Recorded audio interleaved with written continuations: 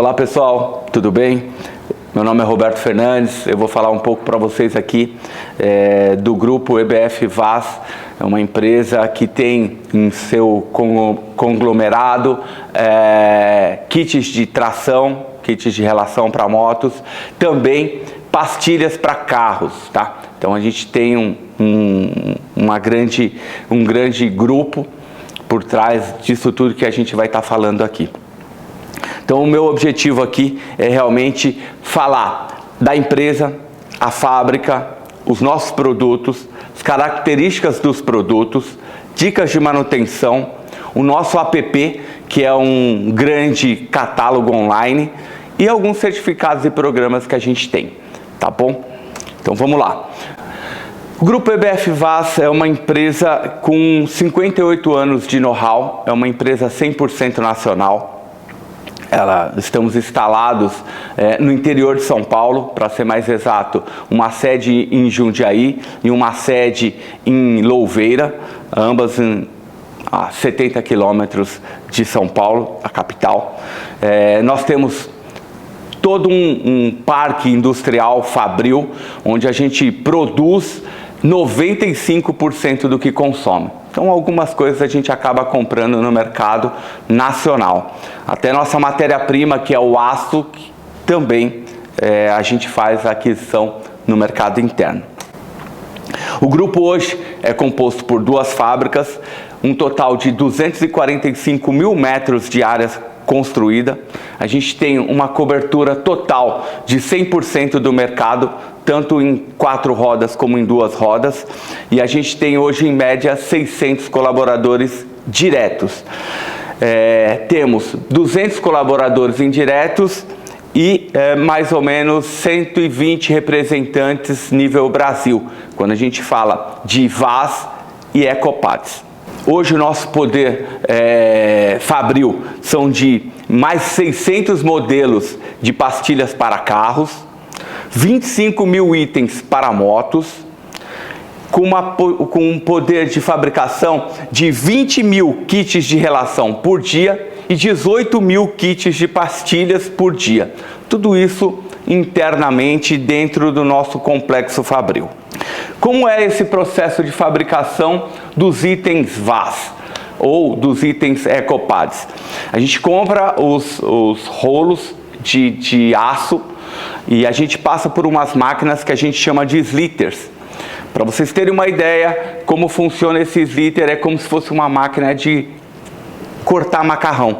Então a gente tem a massa, que são os rolos de aço, e a gente passa esse rolo por esse slitter que vai dimensionando o produto conforme o tamanho dos itens que vão ser produzidos.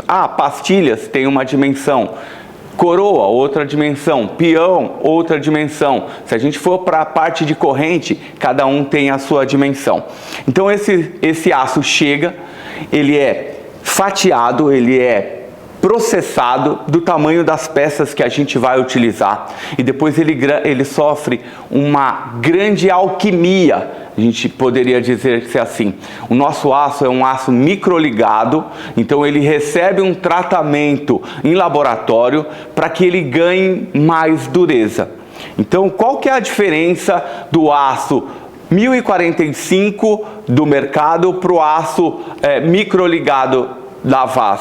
Então a gente tem um know-how assim, que o aço 1045 está aqui, que é o que o Inmetro solicita, necessita para que aprove as suas peças, e o aço microligado está uns 5 itens acima, uns 5 graus de dureza maior acima do aço 1045. Essa é a diferença do produto Vaz para o mercado que é tão vasto aí. Então a gente tem essa dureza maior, então o nosso aço tem essa dureza bem maior do que o aço 1045.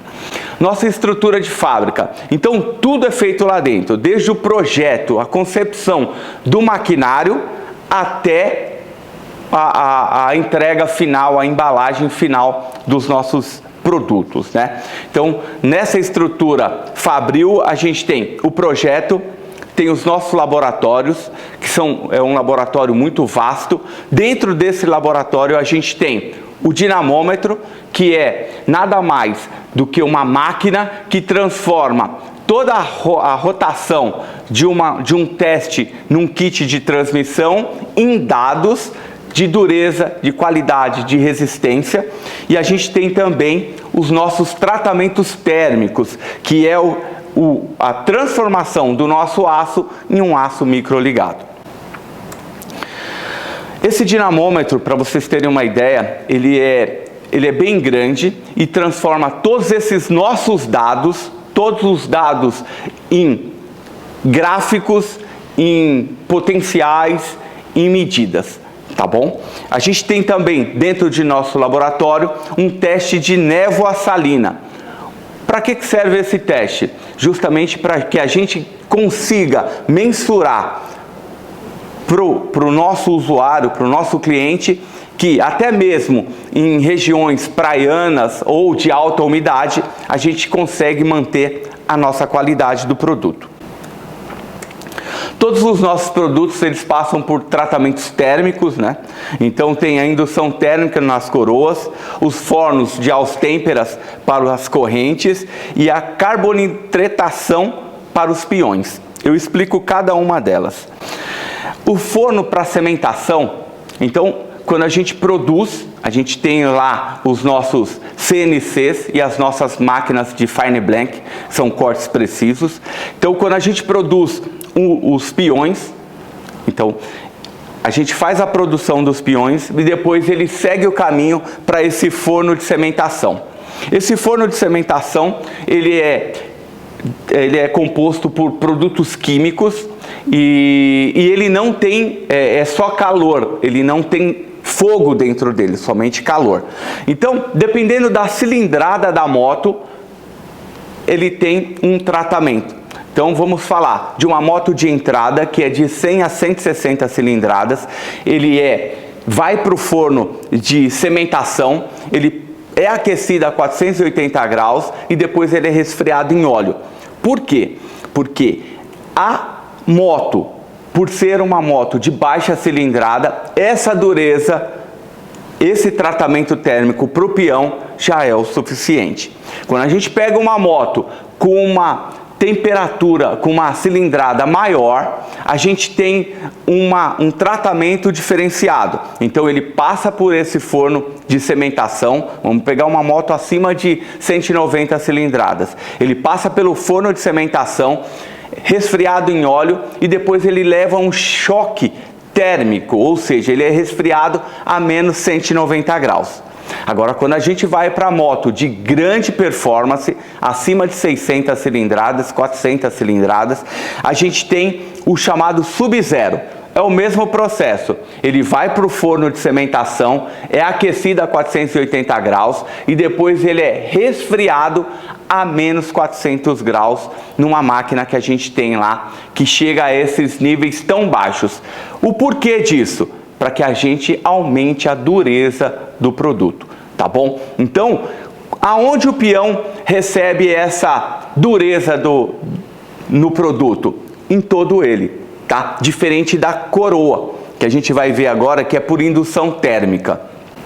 Então, quando a gente pega uma coroa, mesmo processo, se ela é de entrada, se ela é de 160 a 400 cilindradas ou se ela é acima disso, ela vai receber essa indução térmica nos dentes, exatamente nos dentes. Então, a parte da coroa que é mais resistente é somente os dentes, porque ali é que vai estar todo o impacto, tá, pessoal? Então, isso é muito importante a gente ter muito em mente, que na coroa não é todo o produto que recebe essa indução térmica, e sim somente a parte dos dentes um pouquinho abaixo, tá? Então, isso é muito importante a gente falar. E os fornos austêmperas, a nossa corrente é produzida, ela acaba caindo num banho de óleo, onde ela consegue ser aquecida e depois resfriada para que a gente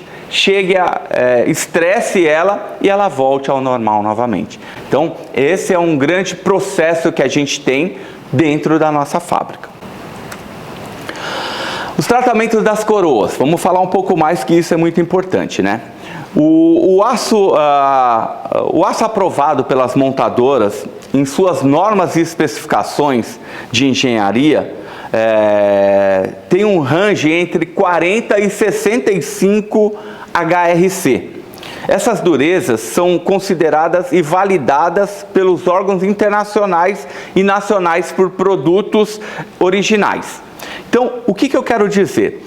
Que entre 40 e 65 HRC, que é uma unidade de medida de aço temperado, está dentro da normalidade, está dentro do aceitável nas montadoras, que é considerado peça original.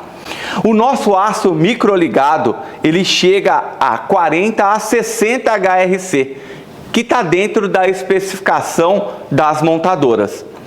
Quando a gente fala em HRC, em medida de 40 a 60 HRC, a gente tem que deixar muito claro que isso é uma unidade de medida para aço temperado. O aço 1045, ele leva outra nomeação, ele é o HRB, tá bom? Então, o que normalmente a gente vê que vem de produto importado é o aço 1045, é um aço de ótima qualidade, só que o aço microligado, que é utilizado na Vaz, ele tem uma dureza maior. Vamos transformar isso em números, o que realmente importa para a gente? Na prática, essas durezas, elas podem ser transformadas através do dinamômetro, que a gente falou ali atrás, em quilometragens. Então, o nosso aço, a nossa corrente, guardada a devida proporção de manutenção preventiva do usuário, tá bom? É muito importante deixar isso para vocês, deixar bem claro que essa quilometragem que a gente está falando no treinamento, falando nessa breve palestra, é justamente guardada as devidas proporções do aço 1045, do aço microligado para Vaz ou do aço 1023 que já caiu em desuso. Mas é importante que fique bem claro com a manutenção preventiva do usuário. Tá bom? Então, o nosso aço hoje roda de 25 a 35 mil quilômetros. Um aço 1045 de 10 a 15 mil quilômetros. E um aço 1023 de 5 a 10 mil quilômetros. Mas vale ressaltar, isso guardado as devidas proporções e manutenção preventiva de cada motoqueiro. E a gente vai falar um pouco mais adiante qual que é essa manutenção que a gente pode ganhar uma sobrevida ou ganhar uma qualidade no nosso produto. Dicas e truques para a gente fazer uma manutenção preventiva nas motos, onde a gente vai conseguir ganhar em performance. Vamos lá. Alinhamento. Primeiro, correto está a roda dianteira, a roda traseira no mesmo eixo. Nada mais para a esquerda, nada mais para a direita, porque quando você faz isso, existe uma torção ou da corrente, ou da coroa, ou do peão. Outros fatores que reduzem drasticamente a vida útil do kit de transmissão: falta de manutenção preventiva, falta de cuidado na lubrificação, falta de inspeção na folga, desalinhamento da roda do eixo traseira, ação química, isso é muito importante, ação química de produtos utilizados na lavagem da motocicleta. Então, se você usa lá um Celopan, você está tirando toda aquela graxa, toda aquela lubrificação que a gente tanto recomenda para uma durabilidade maior. E o uso de lubrificantes não específicos, tá? Isso reduz drasticamente a vida útil do nosso kit de transmissão. Então hoje, como fábrica, a gente aconselha como um dos grandes lubrificantes o óleo SAI 80 ou 90. Então o próprio óleo que você utiliza na moto, você pode estar utilizando para fazer a lubrificação. Outra dica muito importante é: a cada 7 ou 10 dias você dar uma verificada na folga, dar uma lubrificada. A gente pode transformar isso, ao invés de dias, em quilômetros, de 400 a 800 quilômetros rodados, você já fazer essa manutenção. Quando enfrentar chuva, parou, chegou em casa, vai lá, passa o óleo 80-90. Com isso você vai ganhar drasticamente vida útil para o seu kit de transmissão. Se você rodar em lugar com muita terra, muita areia, o importante também é diminuir de no máximo 800 para 400 quilômetros. Então, essas são as medidas, dicas e truques que a gente pode estar utilizando para a gente ganhar uma performance melhor no nosso kit de transmissão.